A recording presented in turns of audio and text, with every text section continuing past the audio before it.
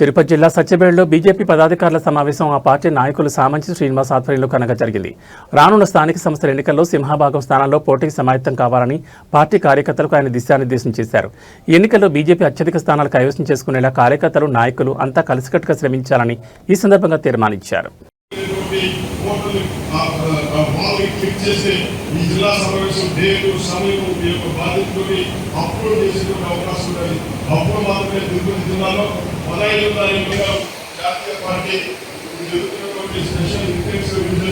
ఏదైతే సమగ్ర ఓటర్ల సవరణ కార్యక్రమం ఏదైతే జరుగుతుందో దాని పట్ల 5,000 మంది అపాయింట్ చేసేవాళ్ళు రాష్ట్ర పార్టీకి చెప్పడం జరిగింది.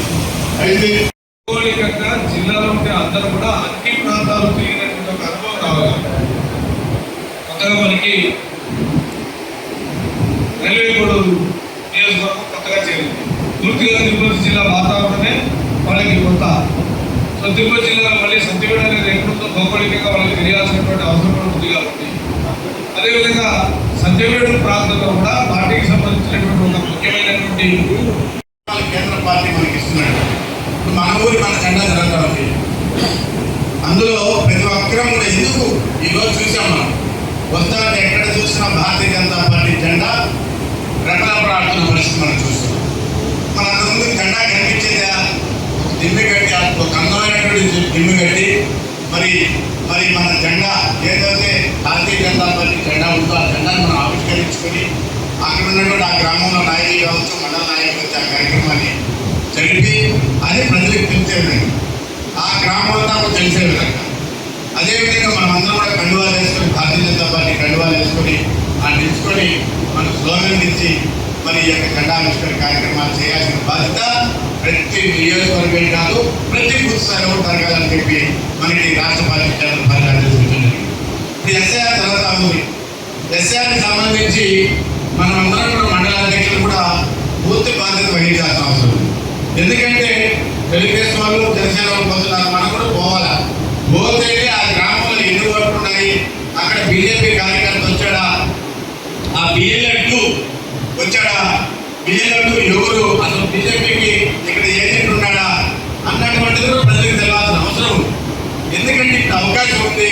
జెండా కేంద్రాలకు సుదూరంలో ఉన్నటువంటి కారణంగా సకాలంలో మనం అనుకున్నటువంటి సమయానికి చేరుకోలేకపోవడం, కొంతమంది దూరాన్ని కూడా కష్టంగా భావించి ఈ కార్యక్రమానికి రాలేకపోవడం కారణంగా కొంత సంఖ్య తక్కువగా ఉందనే విషయాన్ని మనం కూడా గమనిస్తున్నాం. మరి సంస్థాగతంగా మండల సమావేశాలు తరచూ మనం నిర్వహించుకుంటున్నామా? మండల సమావేశాలు నిర్వహించాల్సినటువంటి బాధ్యత కేవలం మండల అధ్యక్షులు వదిలిపెట్టి మనం ఉంటే మండల సమావేశాలు సజావుగా జరుగుతాయా? మరి సీనియర్ కార్యకర్తలైన వాళ్ళందరినీ కూడా మండల ఇన్ఛార్జీలుగా ఇచ్చాం.